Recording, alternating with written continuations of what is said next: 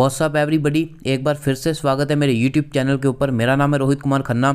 आज की इस वीडियो में हम आईबीएस के बारे में बात करेंगे, जिसको इरिटेबल बाउल सिंड्रोम बोला जाता है। बहुत ही ज़्यादा कॉमन प्रॉब्लम है। आज की इस वीडियो में हम इरिटेबल बाउल सिंड्रोम के कॉजेज़ के बारे में बात करेंगे, साइन एंड सिम्टम क्या है उसके, कैसे उसको डायग्नोज करा जाता है, कैसे उसका ट्रीटमेंट करा जाता है, क्या लाइफस्टाइल चेंजेस करने पड़ते हैं, ए टू जेड हम हर चीज़ के बारे में बात करेंगे। सो इरिटेबल बाउल सिंड्रोम एक एब्डोमिन की प्रॉब्लम है एंड एब्डोमिन में मेनली ये इंटेस्टाइन की प्रॉब्लम है एंड इंटेस्टाइन में भी मेनली ये लार्ज इंटेस्टाइन की प्रॉब्लम है। लार्ज इंटेस्टाइन बहुत ज़्यादा सेंसिटिव हो जाती है, जो कोलन है वो बहुत ज़्यादा सेंसिटिव हो जाता है, जिसकी वजह से पेशेंट को डिफरेंट प्रॉब्लम आती हैं एंड ये एक क्रॉनिक कंडीशन है। इसको लंबे समय तक ट्रीट करना बहुत ही ज़्यादा ज़रूरी है जब तक ये ठीक नहीं हो जाती, क्योंकि ये सीवियर, अगर इसको सही से ट्रीटमेंट नहीं करा जाता तो पेशेंट को सीवियर प्रॉब्लम आ सकती है। सो इरिटेबल बाउल सिंड्रोम दो तरह का होता है मेनली, IBS-C एंड IBS-D। जो IBS-C है इस कंडीशन में पेशेंट को कॉन्स्टिपेशन हो जाता है, जो IBS-D है इस कंडीशन में पेशेंट को डायरिया हो जाता है एंड एक IBS मिक्स्ड भी होता है, वो ज़्यादा कॉमन नहीं होता। तो इसलिए जो मेन इसकी दो टाइप्स होती हैं IBS-C एंड IBS-D, एक में कॉन्स्टिपेशन हो जाती है, कब्ज हो जाती है, एक में डायरिया हो जाता है, दस्त लग जाते हैं। अगर हम इसके साइन एंड सिम्टम्स के बारे में बात करें, सबसे जो पहला इसका मेजर साइन एंड सिम्टम है वो है क्रैम्प्स। स्टमक में बहुत ज़्यादा क्रैम्प्स आएंगे, एब्डोमिनल पेन बहुत ज़्यादा होगी स्टमक में। इसके अलावा ब्लॉटिंग की प्रॉब्लम आ जाएगी, स्टमक में बहुत ज़्यादा गैस बनेगी एंड जो नेक्स्ट इसका सिम्टम है, जहाँ तो पेशेंट को डायरिया हो जाएगा एंड जहाँ फिर उसको कॉन्स्टिपेशन हो जाएगी, मतलब उसकी स्टूल की फ्रिक्वेंसी है उसमें चेंज आ जाएगा, जहाँ तो वो एक दिन में 3 से ज़्यादा हो जाएंगी उसकी स्टूल की फ्रिक्वेंसी, या फिर कॉन्स्टिपेशन में उसको स्टूल आएगी ही नहीं पूरे दिन में। तो इन दोनों कंडीशंस में से एक कंडीशन कोई भी पेशेंट को हो सकती है। इसके अलावा पेशेंट को इनडाइजेशन की प्रॉब्लम आ सकती है, स्टूल के साथ उसको म्यूकस आ सकता है, पस आ सकती है, नोजिया वॉमिटिंग की प्रॉब्लम आ सकती है। इसके अलावा एंजाइटी, जब ये IBS लंबे समय तक चलती है तो एंजाइटी एंड डिप्रेशन की प्रॉब्लम बहुत ज़्यादा आती है, डिस्कम्फर्ट की प्रॉब्लम आती है पेशेंट को एंड लॉस ऑफ एपेटाइट की प्रॉब्लम आती है। अगर उसका फेवरेट खाना भी सामने पड़ा होगा फिर भी उसको खाने का मन नहीं करेगा। ये कुछ इसके साइन एंड सिम्टम हैं। अगर हम इसके कुछ कॉजेज़ के बारे में बात करेंगे, क्यों जो IBS है वो क्यों होता है पेशेंट को, इसमें सबसे नंबर 1 जो चीज़ है वो है किसी बैक्टीरिया की वजह से, किसी वायरस की वजह से। अगर GIT में कोई बैक्टीरिया है, वायरस है, उसकी वजह से IBS हो सकता है। इसके अलावा जो इंटेस्टाइन में जो बैक्टीरिया की ओवर ग्रोथ हो गई है, जो हमें बैक्टीरिया चाहिए होता है हमारी हेल्थ के लिए, अच्छी हेल्थ के लिए, उसकी ओवर ग्रोथ अगर हो गई है उसकी वजह से भी IBS हो सकता है। इसके अलावा कोई भी स्ट्रेसफुल इवेंट हुआ है पेशेंट की लाइफ में, कोई भी इमोशनल स्ट्रेसफुल इवेंट हुआ है, बहुत ज़्यादा स्ट्रेस ले रहा है पेशेंट, उसकी वजह से भी हो सकता है ये। इसके अलावा किसी भी फूड आइटम की अगर पेशेंट को इनटॉलरेंस है उसकी वजह से भी ये हो सकता है। इसके अलावा बहुत ज़्यादा ऑयली फूड खाना, बहुत ज़्यादा जंक फूड खाना, बहुत ज़्यादा जिसमें कैफ़ीन होती है, उन ड्रिंक्स का, उन बीवरेजेस का इस्तेमाल करना जिसमें बहुत ज़्यादा कैफ़ीन है, बहुत ज़्यादा स्पाइसी खाना जिसमें बहुत ज़्यादा मसाले हैं, मिर्च है।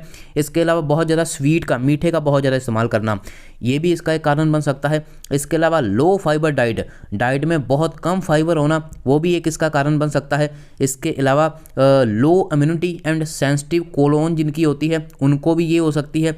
इसके अलावा वुमेन्स में जब हार्मोन चेंजेस होते हैं तब भी ये IBS की प्रॉब्लम हो सकती है एंड जब जो मेंस्ट्रुएशन साइकिल है, जो पीरियड्स हैं वो लंबे समय तक चलते हैं, उसकी वजह से भी ये IBS की कंडीशन पेशेंट को हो सकती है। अब अगर हम इसके डायग्नोस के बारे में बात करें, कैसे इसको डायग्नोस करा जाता है, सबसे पहले पेशेंट की फैमिली हिस्ट्री देखी जाती है, मेडिकल हिस्ट्री देखी जाती है कि उसके किसी बड़े बूढ़े को IBS की प्रॉब्लम तो नहीं थी। उसके बाद फिजिकल एग्जामिन करा जाता है पेशेंट को, उसके स्टमक में बहुत ज़्यादा पेन होती है कि नहीं वो देखा जाता है। डायरिया एंड कॉन्स्टिपेशन अगर उसको लंबे समय से हो जाता है वो देखा जाता है। अगर स्टूल में म्यूकस आ रहा है उस कंडीशन के बारे में भी पेशेंट को फिजिकल एग्जामिन करा जाता है। इसके अलावा ब्लड टेस्ट करे जाते हैं, स्टूल की एग्जामिनेशन करी जाती है, कोलोनोस्कोपी करी जाती है, अपर एंडोस्कोपी करी जाती है। इसके अलावा अगर ज़रूरत पड़े तो एंटेरोग्राफी भी करी जाती है, MRI करी जाती है एंड CT स्कैन एब्डोमेन की करी जाती है। ये सारे के सारे टेस्ट करे जाते हैं जिससे कंफर्म होता है कि पेशेंट को इरिटेबल बाउल सिंड्रोम की प्रॉब्लम है या फिर नहीं है। ये सारे इसके डायग्नोसिस के टेस्ट हैं। अब हम बात करते हैं कैसे इरिटेबल बाउल सिंड्रोम का ट्रीटमेंट करा जाता है। सो सबसे पहले कुछ लाइफस्टाइल चेंजेस करे जाते हैं। सबसे पहले पेशेंट की डाइट में फाइबर्स ऐड करे जाते हैं। ज़्यादा से ज़्यादा पेशेंट को फाइबर खाने की सलाह दी जाती है। जो सेकंड चीज़ है वो है कम से कम स्ट्रेस लेना। जो भी जिसकी भी वजह से पेशेंट को स्ट्रेस आ रहा है, स्ट्रेस कम से कम पेशेंट को लेना है। इसके अलावा जो लैक्टोज रिच डाइट है जिसमें लैक्टोज ज़्यादा होता है उसको कम करके देखा जाता है। ग्लूटेन फ्री डाइट का इस्तेमाल करा जाता है एंड कैफीन का कम से कम इस्तेमाल करा जाता है। इन तीनों चीज़ों को एक हफ्ते तक अवॉइड करा जाता है एंड देखा जाता है पेशेंट को कोई रिलीफ मिल रहा है या नहीं मिल रहा। इसके अलावा ज़्यादा से ज़्यादा उसको फिजिकल एक्टिविटी करने को बोला जाता है, एक्सरसाइज करने को, योगा करने को बोला जाता है। इसके अलावा जंक फूड, बहुत ज़्यादा ऑयली फूड, स्पाइसी फूड, बहुत ज़्यादा शुगर वाला फूड उसको अवॉइड करने के लिए बोला जाता है। एंड जिन फूड में बहुत ज़्यादा फूड एडिटिव्स होते हैं उनको भी अवॉइड करने को बोला जाता है। मतलब जितने भी बाहर के पैक्ड फूड होते हैं उनको अवॉइड करने को बोला जाता है। ज़्यादा से ज़्यादा घर की सिंपल डाइट खाने को बोला जाता है। एंड अगर कोई पेशेंट लंबे समय से स्मोकिंग एंड अल्कोहल का सेवन कर रहा है तो उसको बंद तो नहीं कर सकता अचानक पेशेंट, लेकिन उसको कम करने के लिए बोला जाता है। सो ये इसका जो लाइफस्टाइल चेंजेस एंड फूड में क्या क्या चेंजेस लाने हैं। अगर हम मेडिसिनल ट्रीटमेंट की बात करें तो सबसे पहले हम एंटीबायोटिक्स की बात करते हैं। उसमें एंटीबायोटिक दी जाती है। रिफैक्सीमिन टैबलेट का बहुत ज़्यादा इस्तेमाल करा जाता है। नियोमाइसिन टैबलेट का बहुत ज़्यादा इस्तेमाल करा जाता है। क्लिथ्रोमाइसिन टैबलेट एंड इंजेक्टिबल का बहुत ज़्यादा इस्तेमाल करा जाता है। एंड ज़रूरत पड़ने पर मेट्रोनिडाजोल इंजेक्शन भी पेशेंट को दिया जाता है। ये एंटीबायोटिक इस्तेमाल करे जाते हैं। ये डायरिया एंड कॉन्स्टिपेशन दोनों में इस्तेमाल करे जाते हैं। अब आगे बात करते हैं कि अगर डायरिया हो चुका है पेशेंट को तो लोपेरामाइड की 2 mg की टैबलेट दी जाती है। अगर एक टैबलेट पे नहीं असर होता तो पेशेंट को उसके बाद फिर एक टैबलेट दी जाती है 2 mg वाली लोपेरामाइड की, डायरिया को रोकने के लिए। जो उसको बार बार बाथरूम जाना पड़ रहा है, बार बार उसको स्टूल आ रही है, उसको रोकने के लिए। ये डायरिया की कंडीशन हो गई। अगर पेशेंट को कॉन्स्टिपेशन की कंडीशन है तो देन पेशेंट को कुछ अलग ट्रीटमेंट दिया जाता है। देन उसको कैप्सूल दिए जाते हैं। लूबीप्रोस्टोन के कैप्सूल दिए जाते हैं, लीनाक्लोटाइड के कैप्सूल दिए जाते हैं, या टैबलेट दी जाती है, या फिर प्रूकोलोप्राइड के उसको टैबलेट एंड कैप्सूल दिए जाते हैं। ये पेशेंट को तीनों मेडिसिन दी जाती हैं। इसी के साथ पेशेंट को क्रीमाडाइड पाउडर दिया जाता है। क्रीमाडाइड पाउडर में सीलियम हस्क होता है तो क्रीमाडाइड पाउडर पेशेंट को दिया जाता है। ये अच्छे फाइबर का सोर्स होता है, फाइबर दिए जाते हैं पेशेंट को। इसके अलावा अगर इससे भी रिलीफ ना मिले तो पेशेंट को साथ में क्रीमाफिन प्लस सिरप भी दिया जाता है। क्रीमाफिन प्लस सिरप ईजिली मार्केट में मिल जाता है। इसके अलावा कॉन्स्टिपेशन में साथ ही पेशेंट को लैक्सेटिव भी दिए जाते हैं, स्टूल सॉफ्टनर दिए जाते हैं। जैसे डल्कोलेक्स की टैबलेट मार्केट में आती है, उसमें एक टैबलेट में आपको डोकोसेट सोडियम मिल जाएगा एंड दूसरी टैबलेट में आपको बीसाकोडिल दिया जाएगा। तो ये दोनों स्टूल सॉफ्टनर पेशेंट को दिए जाते हैं जिसके उसको स्टूल पास करने में काफ़ी ज़्यादा ईजी होती है। इसके अलावा अगर पेशेंट को स्टमक में दर्द हो रहा है, क्रैम्प्स आ रहे हैं, एब्डोमिन में दर्द हो रहा है तो उसको एंटी स्पास्मोडिक मेडिसिन दी जाती है। जैसे डाईसाइक्लोमिन का इस्तेमाल करा जाता है, हायोसाइन का इस्तेमाल करा जाता है। इसके अलावा अगर एक एडवांस मेडिसिन की बात करें या फिर जो अगर पीरियड्स भी आ रहे हैं किसी भी वुमेन को, फीमेल को साथ में, तो मेफेनेमिक एसिड प्लस डाईसाइक्लोमिन का एक कॉम्बिनेशन आता है, उसका इस्तेमाल करा जाता है। इसके अलावा डाईसाइक्लोमिन इंजेक्शन का भी, अगर बहुत ज़्यादा दर्द हो रहा है तो ज़रूरत पड़ने पर एमरजेंसी केस में डाईसाइक्लोमिन इंजेक्शन का भी इस्तेमाल करा जाता है। सो जैसा मैंने आपको साइन एंड सिम्टम में बताया था कि जब भी लंबे समय तक ये IBS चलती है तो पेशेंट को डिप्रेशन एंड एंजाइटी की प्रॉब्लम आ जाती है। तो इसलिए उस डिप्रेशन को कम करने के लिए एंटी डिप्रेसेंट मेडिसिन का इस्तेमाल करा जाता है।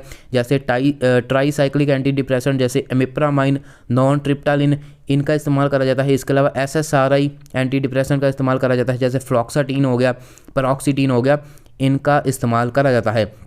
ये सारी मेडिसिन दी जाती है। इसके अलावा एक और मेडिसिन है नॉरमैक्सिन RT। ये जो टैबलेट आप देख रहे हैं स्क्रीन के ऊपर, ये काफ़ी ज़्यादा पॉपुलर है। इसमें आपको रेबिप्राजोल मिल जाएगा, डाईसाइक्लोमिन मिल जाएगा, इसके अलावा क्लैनिडियम मिल जाएगा एंड क्लोरडाइजिपोक्साइड मिल जाएगा। ये इसमें काफ़ी ज़्यादा सॉल्ट है। ये पेन में क्रैम्प्स को कम करेगी, स्टमक में क्रैम्प्स को, पेन को कम करेगी, ब्लॉटिंग को कम करेगी। डायरिया एंड कॉन्स्टिपेशन दोनों में इस टैबलेट का इस्तेमाल करा जाता है। दोनों में काफ़ी ज़्यादा अच्छा रिलीफ मिलता है। एंड इसके अलावा ये एंटी एंजाइटी का भी काम करती है अगर पेशेंट को एंजाइटी होती है। इसके अलावा एक हर्बल सिरप बहुत ज़्यादा पॉपुलर है IBS के कंडीशन में, एबेरोगास्ट करके एक ओरल लिक्विड आता है, उसमें 9 हर्ब्स होती हैं एंड ये IBS में बहुत ही ज़्यादा कारगर है। इसके अलावा प्रीबायोटिक्स, कुछ प्रीबायोटिक्स का इस्तेमाल करा जाता है, जैसे VSL3 कैप्सूल्स आते हैं तो उन कैप्सूल का प्रीबायोटिक का इस्तेमाल करा जाता है। ये भी काफ़ी अच्छे रिजल्ट देती है। या फिर योगर्ट का भी इस्तेमाल कर सकते हैं एज अ प्रीबायोटिक। इसके अलावा कुछ फूड, स्पेशल फूड दिए जाते हैं IBS वाले पेशेंट को। बनाना दिया जाता है, फ्लैक्स सीड्स दिए जाते हैं, ओट्स उसकी मील में ऐड करा जाता है। इसके अलावा पेपरमेंट का एंड जिंजर का काफ़ी ज़्यादा इस्तेमाल करा जाता है। सो ये थी पूरी की पूरी ट्रीटमेंट। एंड अगर इससे भी रिलीफ नहीं मिलता इन सारी मेडिसिन से, ये जो ट्रीटमेंट है पेशेंट का, ये 1 महीने से लेकर 6 मंथ तक कंटिन्यू करा जाता है, क्योंकि जैसा मैंने आपको बताया ये क्रोनिक प्रॉब्लम है तो लंबे समय तक चलती है। अगर इससे पेशेंट को रिलीफ नहीं मिलता तो लास्ट में पेशेंट की सर्जरी करी जाती है। उसमें कोई भी जहाँ पे उसको प्रॉब्लम होती है IBS की, वहाँ से कोई भी कोलन का पार्ट या फिर पूरे का पूरा कोलन ही रिमूव कर दिया जाता है अगर डॉक्टर्स को ज़रूरत दिखे। सो ये था पूरे का पूरा ट्रीटमेंट एंड पूरी की पूरी इन्फॉर्मेशन इरिटेबल बॉवेल सिंड्रोम को लेके। आई होप कि आपको वीडियो अच्छी लगी होगी, आपको सारी की सारी इन्फॉर्मेशन मिल गई होगी। ऐसी ही practical based, market based video मेरे चैनल के ऊपर मिलती रहेंगी। चैनल को सब्सक्राइब कीजिए, बेल आइकन पे क्लिक कीजिए, अपने मेडिकल फार्मा नर्सिंग रिलेटेड दोस्तों के साथ मेरे चैनल को शेयर कीजिए ताकि उनको ज़्यादा से ज़्यादा practical based, market based information मिल सके। आप मेरे को मेरे इंस्टाग्राम रोहित कुमार हेल्थ के ऊपर जरूर फॉलो कीजिए। Thank you so much.